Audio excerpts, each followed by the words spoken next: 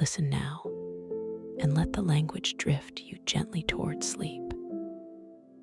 Imagine the city of Verona as the sky softens from day to twilight, a place lived in by people of quiet habit and sudden heat, by parents and children, by friends and strangers who cross one another in the courtyards and on the cobbled streets. The houses lean close, their windows like watchful eyes, vines thread the stone walls, and far above the city, the evening air grows cool and fragrant with blossom and hearth smoke. In the midst of this city lie two old households, alike in dignity, each with loyalties and memories that reach back as far as anyone can recall. Once, their quarrels were small talk and loud gestures. Over time, stubborn words hardened like river stones, and the quarrel lived on by habit, passed from one day to the next, until it seemed part of the rhythm of Verona itself. On certain mornings, men would speak of this feud as if it were a weather front. Expected, uncomfortable, and not easily moved. It was the kind of morning when the town awoke slowly. Servants came and went, doors creaked open, and the sound of horses at the gate blended with the distant clang of pots and the soft chatter of those heading to market. Two servants of the Capulet household, walking the street with a sort of restless pride, bantered in the bright air. Their words were small sparks meant to kindle swagger. From another house, servants of the Montague family met them and replied in kind. The jesting turned to jostling, words yielded to friction. Before long, the noise grew and bystanders gathered. When the elder men of both houses came upon the scene, they stepped into the fray with the gravity of those who had carried the feud for many years. Swords briefly were drawn, and the city's public square filled with the alarm of a conflict that neither sunrise nor cooling sunset could easily quiet. Voices rose. The Prince of Verona was called to the tumult. He appeared with measured solemnity. His voice was steady as he reminded them that the city belongs to no single household, that blood spilled in these streets stains all hands. He commanded peace, and for that morning, his words settled on the crowd like a bell. After the prince's rebuke, the crowd dispersed. Men took their places once more in their homes. In the quiet that followed, the Montague household worried about a son named Romeo. He had been seen wandering under a grove of sycamores earlier in the dawn, distant-eyed and prone to melancholy. His father had noticed how, day after day, Romeo appeared more inclined to solitude. Mornings would find him alone by a window, his face a little pale, his mind turned inward. Benvolio, a thoughtful cousin and friend, searched for Romeo to understand the cause of his plight. They spoke of love and of how, sometimes, the things we carry in our hearts grow heavy without clear reason. Romeo confessed that his heart was entangled in a kind of private sorrow. A young woman named Rosaline, who, to Romeo, had become the measure of all longing. In the Capulet home, household prepared for a grand feast. It was an old custom to gather friends and neighbors, to laugh and eat, and let the city's noise fade behind the shut gates. Capulet, an older man made fond of memories and celebrations alike, hoped this evening's company would bring comfort and delight. Among the guests he expected were fine families of the town, noble names written on a list given to his servant. And Capulet hoped, with smiling indulgence, that the night would be bright with music, good food, and dancing. The house bustled with servants polishing plates, trimming candles, and adjusting veils of cloth across benches. Within the same household, a young girl named Juliet moved through her day with the restrained brightness of youth. She was not yet 14, and her nurse, a woman who had cared for her since infancy, could tell, with the small certainties of practice, the exact moment Juliet was weaned in the past. The nurse remembered Juliet as a child who fell and rose with a laugh, a memory carried in small, tender stories that made the older woman smile. Lady Capulet, Juliet's mother, came to speak with her of a proposal. A nobleman named Paris, a handsome suitor of fine birth, hoped to court Juliet. Lady Capulet gently suggested that Juliet consider his suit, for in Verona, young women often married early. Juliet replied with quiet honesty. She had not weighed marriage in her thoughts. That night, a different mood settled across Verona. Romeo, nudged by Benvolio's counsel, and the thought that new faces might lift his spirit, agreed to attend Capulet's feast. To the Montagues, the promise of seeing Rosaline among many would seem a chance to measure his affection against other beauties. What Romeo could not foresee was how the evening would change the axis of his life. As dusk softened to amber, Capulet's hall prepared to receive guests.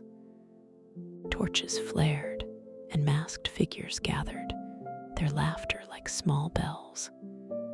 Music swelled. Among the dancers and the masked faces was Juliet, moving with a shy grace that filled the room with a quiet glow. Romeo entered as well, and where he stood, the light seemed to pause. He noticed a young woman whose presence captivated him. She was like a jewel set in night, a bright and singular vision among the crowd. He watched her with that sudden stillness that signals a soul's recognition. A kinsman of the Capulets, Tybalt by name, perceived a stranger in their midst wearing the livery of another house. His anger flared. He was proud and quick to draw his sword.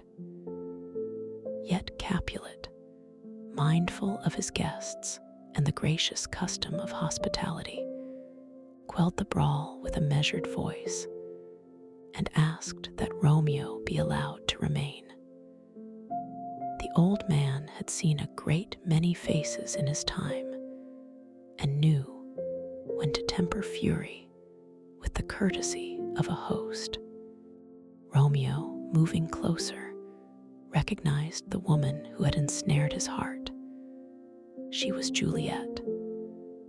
In the hush between notes of music, Romeo found himself speaking to her, their discourse light and intimate like a pair of travelers meeting in a quiet grove. They spoke in gentle turns. He likened her to a saint whose hand a pilgrim might touch. She replied in kind. And the first, shy kiss they shared felt like something consecrated and small, a fleeting exchange, yet simple and complete. In it lay the kind of tenderness that will anchor two hearts across the days to come. When the hour was done and the guests departed, Juliet learned with a sudden shock that Romeo belonged to the house her family had long opposed.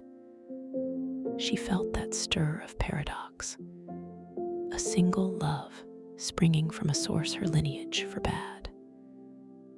In that moment, she stood at the edge of a new and delicate feeling, the startling knowledge that she loved her greatest enemy. Far from souring the sweetness of the discovery, the danger sharpened its edges, making the feeling all the more urgent and true. Night in Verona invited quiet confidences. Romeo, impelled by a blend of courage and the intoxication of his newfound love, slipped into the Capulet orchard. Under a star-studded sky, he moved beneath Juliet's window and listened to her voice. Because the night cloaked the world, and because two hearts meet more easily in darkness, they spoke and declared a quick, fearless affection. Vows floated between them like gentle birds, promises born less of calculation than of the simple, luminous truth of their being together in that moment. They spoke of names, and how a name could be no mere thing to stop true love. Juliet pondered whether a rose would lose its perfume if it were called by some other name. Together, they saw how the substance of a person, the manners of their heart, mattered far more than the name that marked a house or lineage. When Romeo pledged himself, Juliet asked that he swear by his own honor rather than the shifting moon, for she feared an oath that nature itself would alter. A hush of caution passed between them, an awareness of how sudden their feelings were, how swift like lightning. Yet their voices never grew harsh. The night held them in a careful, tender hush. They arranged, with the practical hopefulness of two young people, to meet the next day and to be bound by a more certain rite, the holy witness of marriage. Romeo implored Friar Lawrence, a kindly and meditative friar who knew much of herbs and of the human heart, to bind their love with the blessing of the church.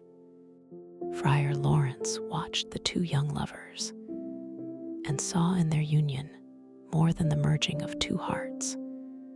He saw an opportunity to temper hatred with love, to ease the long-set feud between the houses.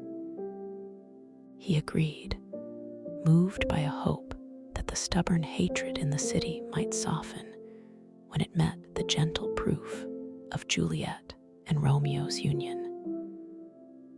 Yet he cautioned them, love that starts with fierce heat must be tended with moderation.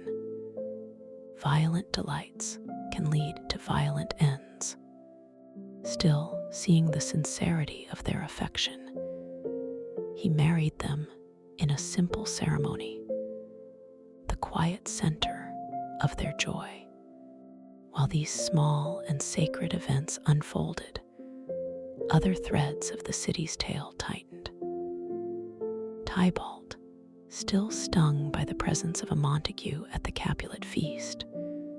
later encountered Romeo's friends in the street.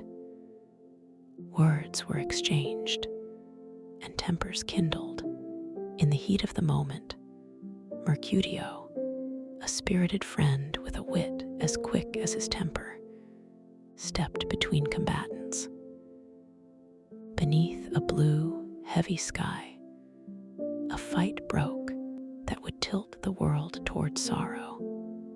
Mercutio fell, hurt grievously, and in the instant that sorrow opened Romeo's usually gentle temper, he struck back to defend his friend and to avenge the sudden, unbearable loss. Tybalt too was struck down, and the weight of both losses fell upon the city like a gray cloud.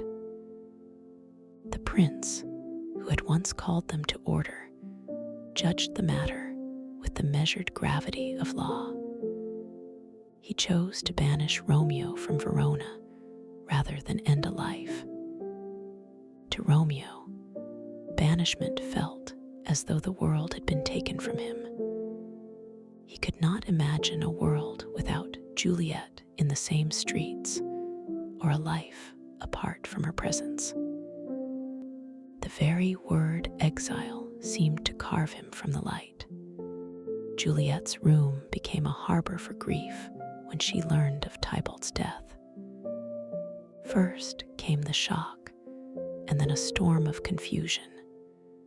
She loved Tybalt as her kin, and she loved Romeo as her husband. Her heart was a tapestry of paradox, the tender and the fierce stitched together with equal care. When the nurse told her that Romeo had killed Tybalt and had been banished for it, Juliet's soul wrenched with pain. She loved both the slain and the one who had slain him. She could not, with any ease, make the choice between mourning and mercy.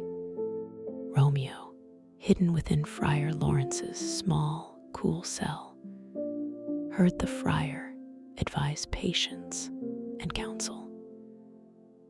The friar urged him to see exile as a grace rather than a doom. He said there are times when the world expands in surprising ways, and that Verona is not the sum of existence. He promised to find ways to make their union known and to soften what banishment had made sharp. Yet Romeo, in the fresh heat of loss, could only see the narrowness of his condition. He was in love, newly married by holy vow, and yet the city he loved no longer permitted him to be there in peace. Night and day then turned into a series of quick, urgent plans. The lovers found a few moments together before dawn, words wrapped in longing.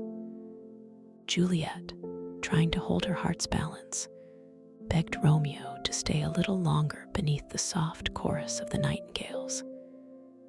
Yet Romeo, with the coming of dawn and the lark's call, knew he must leave to avoid the watch. Their parting was bittersweet. Each kiss tasted like both wonder and farewell. They promised to send messengers, to plan for a future in which they might be openly joined in life. A quiet plan was formed between Juliet and Friar Lawrence, a desperate, clever solution that felt like leaning into a dream. The friar devised a potion that would make Juliet appear dead for the span of 2 days. In this borrowed sleep, pale as a day at sea, she would seem to be dead through the eyes of her family. Then, by a letter, Romeo would learn the truth. He would come, awaken her gently in the tomb, and together they would flee to Mantua, where they might live freed from the old quarrel. They trusted the scheme because at its heart beat the bright hope of two people who would rather brave clever danger than live under the tyranny of separation. For Juliet, the potion was a fearful thing, and yet filled with promise. In the still of her chamber she sat, holding the small vial to her lips, the shape of the world tightening into a single point of breath. She thought of the tomb, of the cold, the earth, the long line of ancestors who lay there. Her imagination, at once splendid and lurid, conjured the vault's hidden terrors, the smell of old bones, the dim and muffled place where the dead are kept in quiet peace. Still, her resolve was steady with love's simple force. She drank, lay down upon the bed, and imagined herself already in the sorting of fate that love demands. Night settled thick. Before dawn, the Capulet household bustled in a very different way. There was preparation for a wedding that suddenly became the shell of a funeral. Capulet, thinking his daughter obedient, and soothed by the thought of marrying Paris, rose early to ready the house. Yet, when the nurse went to wake Juliet for her bridal dressing, the soft world of domesticity caught with a sharp, painful sound. Juliet did not move. Her limbs lay still, her skin cool beneath the blankets. The household filled with grief, as if a long and terrible bell had tolled. Music gave way to mourning. Capulet's heart, full moments before with cheerful anticipation, now fell into lamentation. The city gathered. The household's sorrow became the city's sorrow. Over the morning, while funeral music rose in place of wedding cheer, Friar Lawrence moved with a quiet, heavy urgency. He prepared to carry out the plan he had set forth. Juliet would be placed in her family's vault, appearing as if in the very sleep he had designed. He would write to Romeo, and soon, in the privacy of the tomb, they would be reunited. But fate has its own quiet cunning and an ability to intervene where human hands and intentions reach. In another city, Romeo in Mantua received a messenger with bleak news. Balthazar, his faithful servant, brought word that Juliet lay dead in Capulet's vault. The letter the friar had meant to deliver to Romeo, informing him of the plan, had not reached its destination because of a small but cruel twist of circumstance. The messenger had been detained. With knowledge of Juliet's apparent death and no other counsel, Romeo's heart hardened with the sorrow that drives a man toward impossible acts. He resolved in haste to return to Verona, to the tomb, to lie at his beloved's side. The apothecary, a poor man with a bleak shop, was the last stop on Romeo's urgent way. In a cramped room filled with withered herbs, faded boxes, and the faint, dusty scent of old remedies, Romeo purchased a potent draught that would allow him to join Juliet in the final sleep.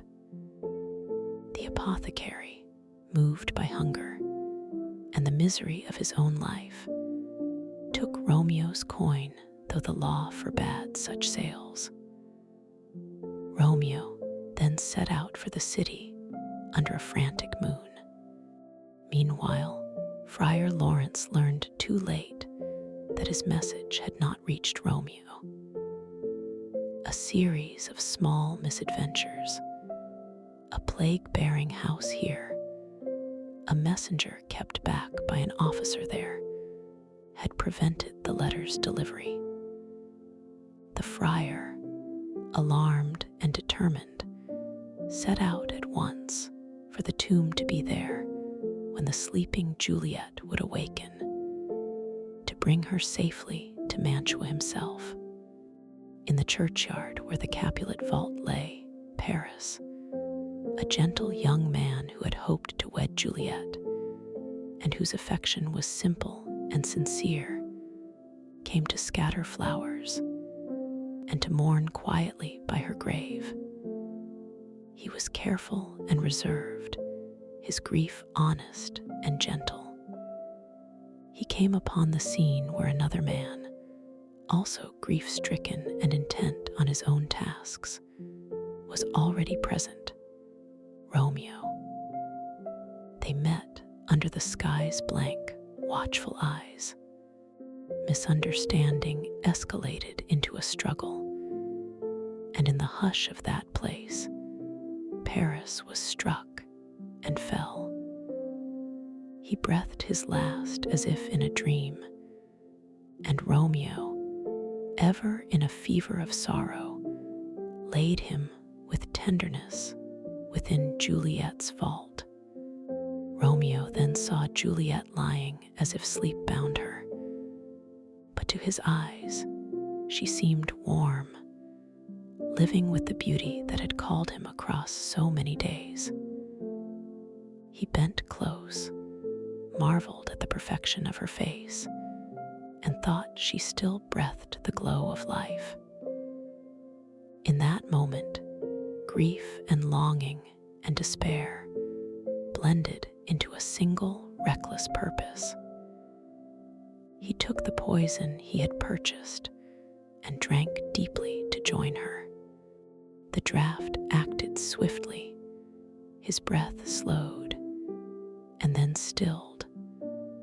Love's last labor performed at the threshold between life and whatever lies beyond. No sooner had his life left him than the friar entered the vault. But the tide of calamity had not yet ended. Juliet woke, as if from a long and shadowed sleep, to find Romeo's still body beside her. For a moment she hoped, then saw the truth. He had taken the poison and would not awaken. The friar, who had planned things with a patient hope, tried to persuade Juliet to come with him, to run and hide until they might renew the plan. But Juliet, seeing all the lights of her life snuffed in one place, acted with the measure of decision that grief sometimes grants. She took Romeo's dagger, a small iron thing that had been part of their ordinary world, and with a single, luminous movement she joined him. A final act both terrible and tender. The watch and the neighbors arrived to find the scene that would break the city of Verona. Two young bodies laid where love and fate had met and been forced to reconcile the two households. Hatred in a terrible, irreversible way. The friar, who had tried to mend enmity with cunning and faith, confessed the whole story. The secret wedding, the sleeping potion, the plan that had been foiled by delay. He told of the love that had sought to ease the feud, and how small human misfortunes had turned that hope to tragedy. In the aftermath, the heads of both houses came together before the prince and the townspeople. Grief, a heavy and impartial teacher, softened their anger. Capulet and Montague, once locked in proud rivalry, reached across the chasm that had long kept them apart and grasped one another's hands. From their sorrow rose a new resolution. Statues would be raised, one for Juliet and another for Romeo, golden figures to stand in the place where their quarrel had once blocked the sun. A glooming peace, the prince said, came with the morning. It was a peace made not in triumph, but in sorrow, and it taught them that perhaps the cost of their old hate had been too dear. Sit with that last image for a while.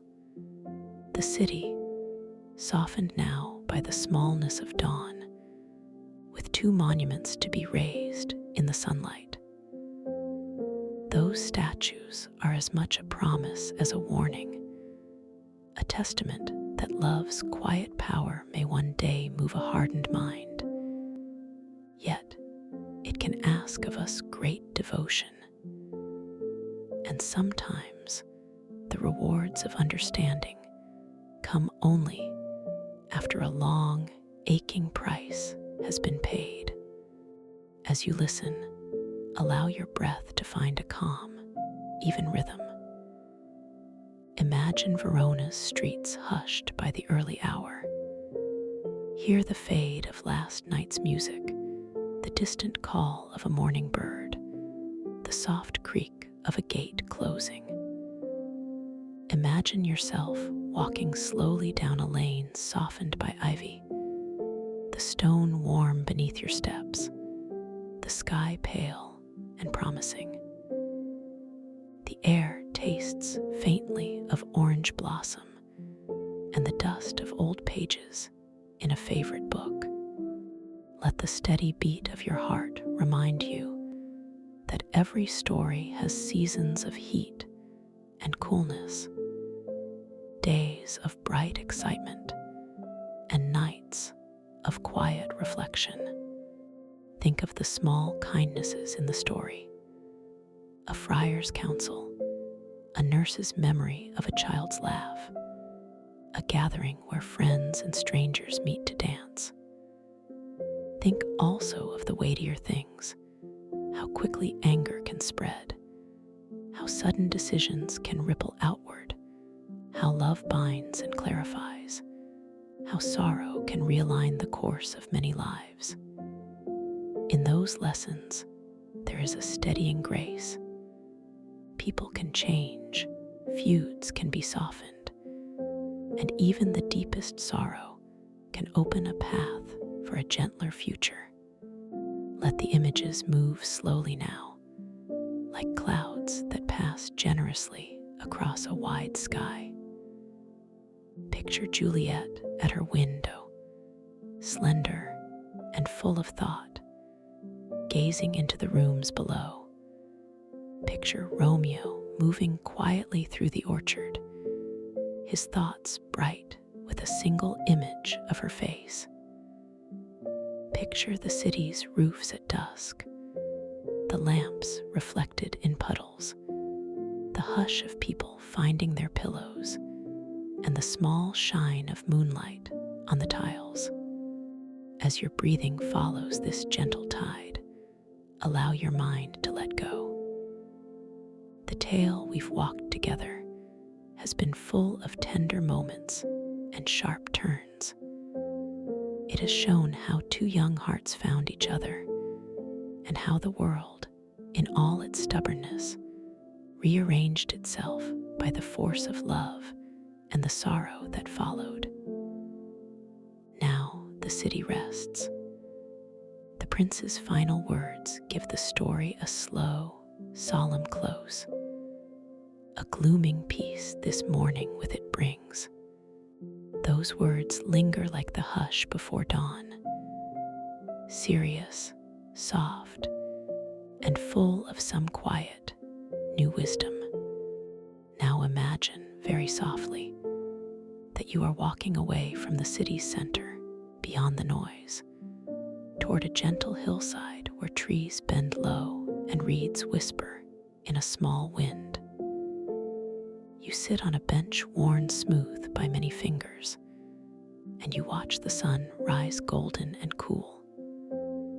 The statues in the square, imagined in your mind, are distant forms touched by light, standing mute but sacred against the sky. The fields are wide and quiet. The only sound is your own breath, a slow and companionable rhythm. With each exhale, let go of any last tightness in your shoulders.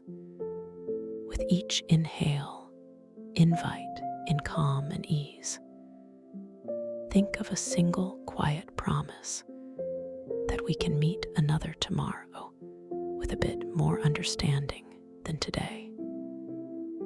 The houses of Verona learned that too late, but there is time for you to carry such learning gently day by day. Breathe in slowly. Hold for a comfortable moment. Breathe out, soft and even. Imagine yourself closing your eyes in that little garden and feel your heartbeat steady, an unfaltering companion to the peaceful scene.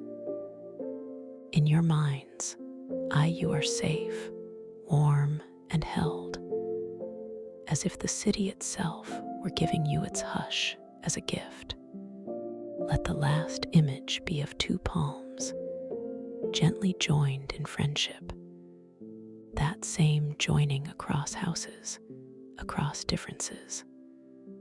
A small, quiet gesture powerful enough to change a day, perhaps even the course of a life. Rest now as Verona sleeps, and let the gentle rhythm of evening take you fully toward a slow, effortless rest. Good night.